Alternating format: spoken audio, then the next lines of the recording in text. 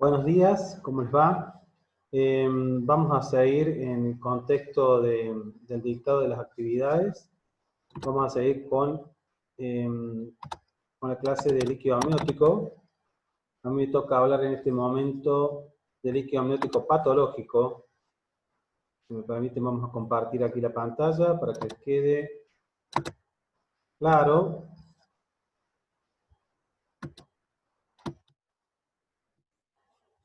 Bien, entonces vamos con líquido amniótico patológico. Para hablar de líquido amniótico patológico tenemos que pensar en que el líquido generalmente va a estar aumentado para la edad gestacional o va a estar disminuido para la edad gestacional. Si el líquido va a estar aumentado, lo vamos a llamar polihidramnios. Y el polihidramnio se define como un acúmulo patológico de líquido que es secundario a un aumento en la producción o una deficiencia en la eliminación. Y el volumen que vamos a considerar como un polihidramnio es aproximadamente 2000 mililitros. El polihidramnios se asocia a una mayor mortalidad materna y perinatal, justamente porque produce una sobredistensión de las fibras musculares lisas al final del embarazo, y eso conlleva a que la paciente en muchas oportunidades que cursen con polihidramnios tienen mayor riesgo de producir una hemorragia postparto por el mecanismo de atonía uterina producida por la sobredistensión de la fibra muscular lisa. La incidencia aproximadamente no supera el 1.6% de los embarazos y solamente de este 1.6% de los embarazos, un 35% se considera de moderada a grave. Del polihidramnios, la ocurrencia es asociada a síntomas clínicos es de 1 a 1000 partos aproximadamente. La clasificación del polihidramnios podemos clasificar de acuerdo al índice de líquido amniótico, que ya lo vimos cuando hablamos de líquido amniótico normal, o cuando lo clasificamos según la etiología.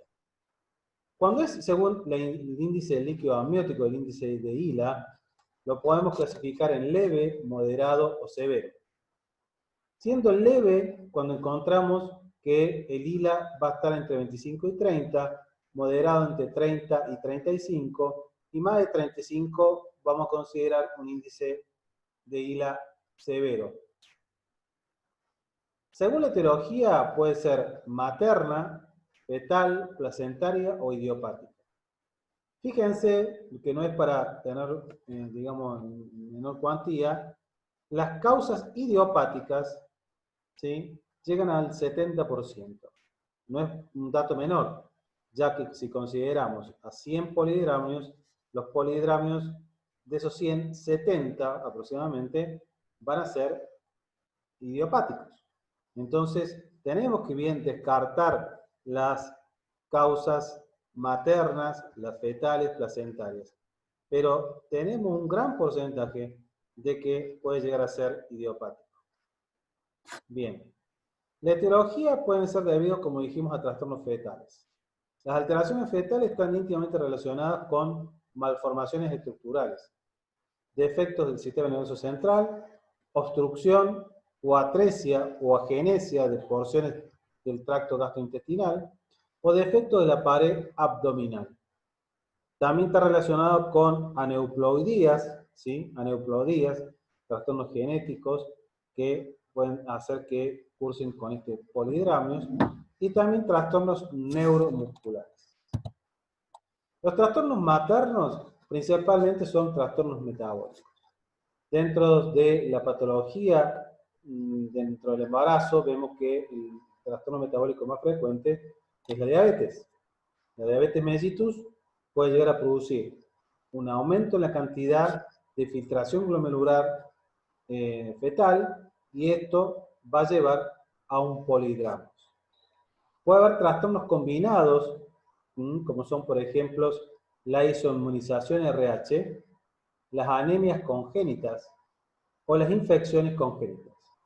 Algunas de estas infecciones pueden cursar con polihidramnios, ¿sí?, que pueden llegar a ser manifestadas sobre todo en el segundo trimestre. Y las causas idiopáticas, como dijimos anteriormente, que no es para menospreciarlas.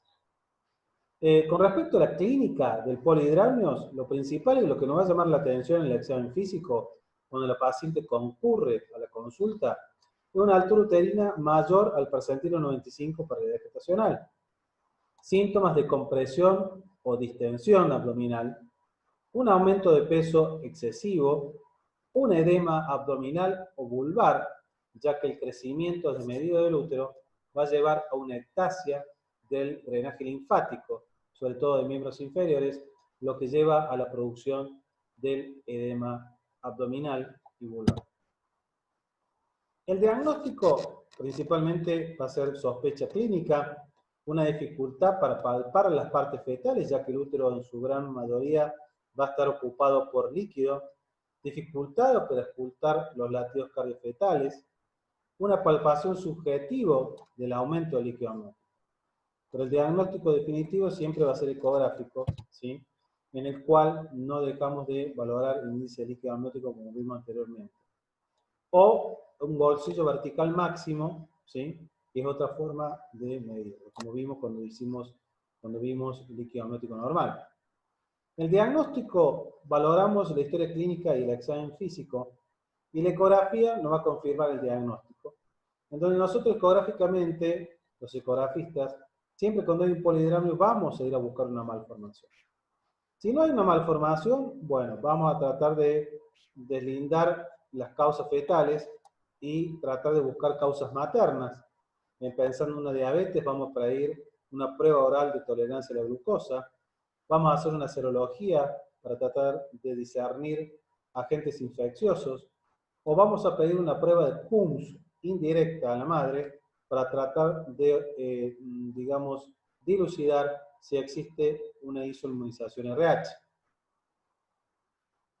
También, al, digamos, observar algún tipo de malformación, vamos a indicar una amniocentesis.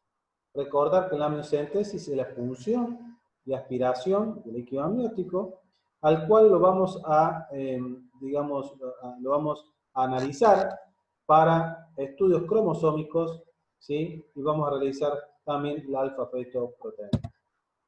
El diagnóstico, bueno, va a salir de los estudios que vamos a realizar, ya sean factores maternos o fetales, y si no tenemos diagnóstico, lo más probable es que estemos ante un polihidramnios idiopático, que van a ser 7 casos de cada 10. El tratamiento del polihidramnios solamente va a estar indicado en aquellas pacientes que son sintomáticas. ¿Y cuáles son las sintomatologías? Y bueno, la sintomatología es la sobredistensión abdominal, la dificultad respiratoria, el comienzo de las contracciones, la presencia de amenaza de parto prematuro, va a llevar a que la paciente necesite un tratamiento. ¿Y cuál va a ser el tratamiento? Bueno, el tratamiento principal va a ser tratar de frenar las contracciones prematuras que se producen prematuramente a través de uteroinhibidores. Los uteroinhibidores que vamos a usar, ya los vimos en amenaza de parto prematuro, pero bueno, en los que usamos habitualmente. Y si no responden a los uteroinhibidores convencionales, vamos a proceder a la amniorreducción. La amniorreducción es la punción y aspiración de líquido amniótico, que pueden ser bajo fines de estudiarlo y también con el fin de evacuar líquido de la cavidad uterina y de esta forma, digamos, frenar las contracciones o detener la amenaza de parto prematuro. Y obviamente los inhibidores de las prostaglandinas, como saben bien ustedes, los AINES, que usamos sobre todo la indometacina, en el cual, digamos, inhibimos las prostaglandinas y de esta forma vamos a inhibir la contractilidad uterina. Las complicaciones del polihidramnios va a rondar en el parto, en el embarazo y en el puerperio. En el embarazo va a producir, tiene mayor riesgo de producir un desprendimiento prematuro de placenta norma inserta, va a producir con mayor riesgo seguramente una rotura prematura de membranas y seguramente va a comenzar con una amenaza de parto prematuros con todos los síndromes, con todo el síndrome clásico de las contracciones antes de las 38 semanas, de intensidad que no son, digamos, inherentes a la edad gestacional y la constitución de la amenaza de parto prematuro. El parto y el puerperio, bueno, las presentaciones anómalas, las distosis durante el trabajo de parto, las prosidencias de cordón o de miembros, y como dijimos al comenzar la clase, el mayor riesgo de producir una inercia uterina. Bueno, en el otro extremo, en el polo opuesto del polihidramio, está el oligohidramnios. El oligohidramnios es la disminución de la cantidad de líquido amniótico esperada para la edad gestacional. Y subjetivamente se lo ha tomado como 500 mililitros aproximadamente. Manning definió, también ultrasonográficamente, el oligohidramnio como la ausencia de un bolsillo de líquido amniótico de menor a 2 centímetros de longitud. Si tenemos un bolsillo vertical máximo menor a 2 centímetros, podemos considerarlo como un oligohidramnios. El oligohidramnios lo vamos a dividir en tipo 1 o tipo 2. El tipo 1 es el menos frecuente. La edad gestacional se produce, digamos, al culminar el primer trimestre hasta el segundo trimestre y se asocia generalmente a malformaciones congénitas. Y el tipo 2 es el más frecuente, ¿sí? Generalmente aparece en el tercer trimestre y se asocia a una restricción de crecimiento intrauterina o un embarazo prolongado. Recuerden que el feto, ante un estrés, ¿sí?, fetal, disminuye la filtración glomerular, disminuye el volumen de eliminación a través de la orina, y esto genera oligohidramnios, ¿sí? Por eso se asocia generalmente a restricciones de crecimiento cuando se produce en el tercer trimestre. La etiopatogenia, podemos decir que responden a cuestiones maternas, cuestiones fetales, ovulares y también de causas idiopáticas. Las causas fetales, podemos hablar, como dijimos anteriormente, de sufrimiento fetal crónico, producido por una restricción de crecimiento intrauterino, con un embarazo prolongado. Este sufrimiento fetal crónico, ¿sí?, es durante casi todo el embarazo. Las anomalías congénitas, como la agenesia o displasias renales, los riñones poliquísticos u obstrucciones uretropélvicas. Dentro de las agenesias y displasias renales, acá se caracteriza un síndrome que es el síndrome de Potter. El síndrome de Potter tiene diferentes tipos de entidades, ¿sí?, pero generalmente el denominador común es una alteración en el filtrado glomerular, ya sea por agenesia, displasia o alteraciones morfológicas renales con un impedimento en la filtración glomerular correcta. Y las cromosomopatías, como el síndrome de Turner y trisomías, las trisomías particularmente también pueden llegar a cursar con polihidramnios, ¿sí? Pero hay una alteración normalmente en el líquido amniótico cuando estamos en presencia de trisomías. Las cuestiones maternas o factores maternos es la insuficiencia uteroplacentarias, como es el caso de la hipertensión arterial. La hipertensión inducida por el embarazo, en la cual tenemos una alteración en la placentación, y esto disminuye la filtración placentaria, ¿sí?, y va a hacer que, obviamente, el feto sufra una restricción de crecimiento intrauterino de causa materna, ¿sí?, y esto va a llevar a una disminución del filtrado glomerular renal y la disminución de líquido amniótico. Anticuerpos antifosfolipídicos, las enfermedades del colágeno o hipovolemia. Los anticuerpos antifosfolipídicos, enfermedades del colágeno, ¿sí?, enfermedades autoinmunitarias que disminuyen la filtración glomerular y cursan con insuficiencia renal. Las drogas inhibidoras de las prostaglandinas, como vimos la indometacina y el ibuprofeno, también son drogas que pueden cursar con la disminución de filtración glomerular fetal y la producción del oligohidramnios. El diagnóstico es como el polihidramnios.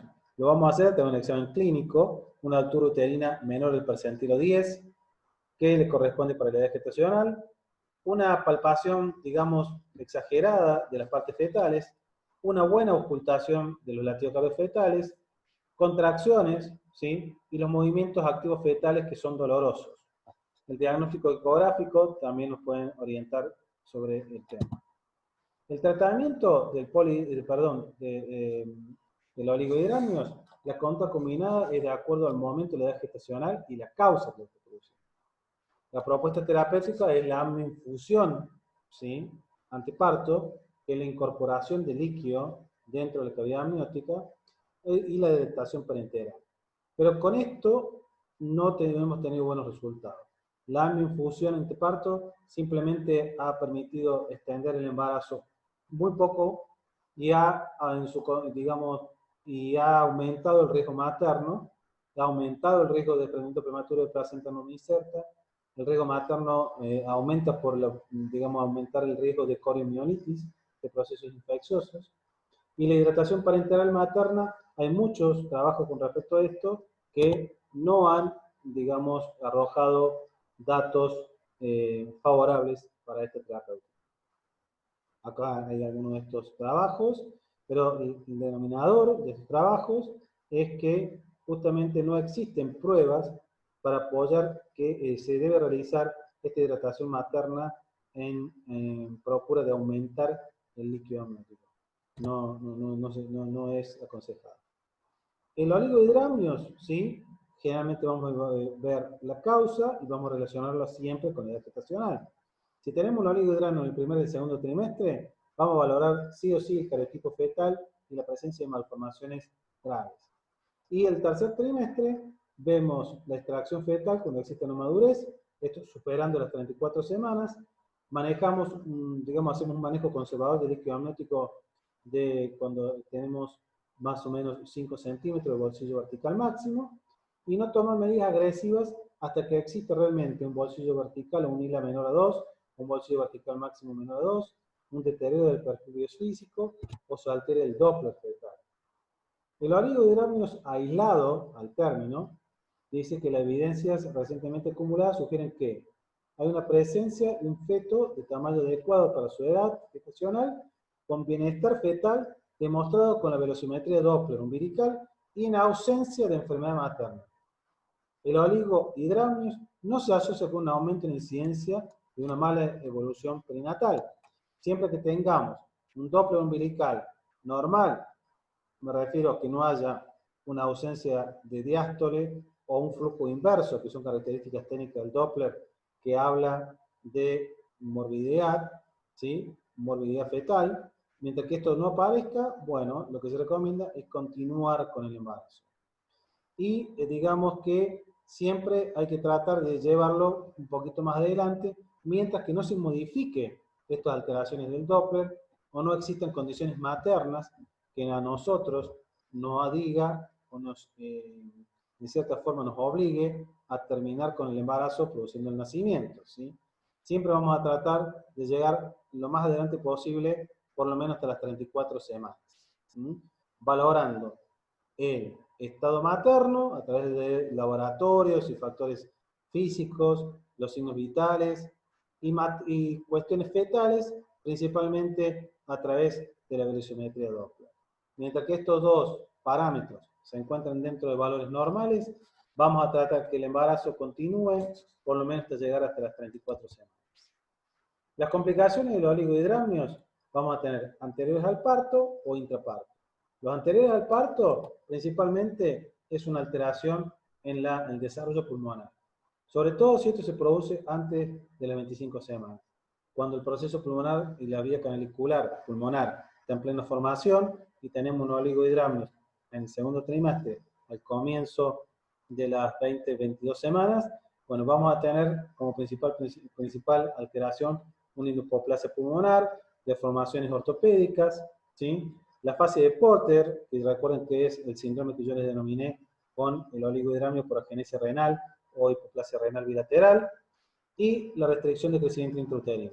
Y produciendo el intraparto, ¿sí? Dentro del parto como complicación, vamos a tener la hipoxia fetal por compresión generalmente del cordón. Recuerden que el cordón umbilical tiene que flotar en el líquido amniótico. Y si no tenemos líquido amniótico, está más propenso a ser comprimido por las partes fetales, sobre todo cuando comienza el trabajo de parto en sí, aumenta la contractilidad uterina y esto obviamente lleva a que exista una hipoxia, digamos, un riesgo mayor de producir una hipoxia fetal.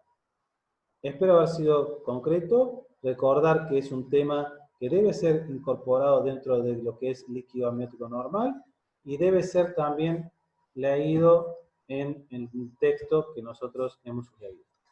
Así que bueno, Muchas gracias.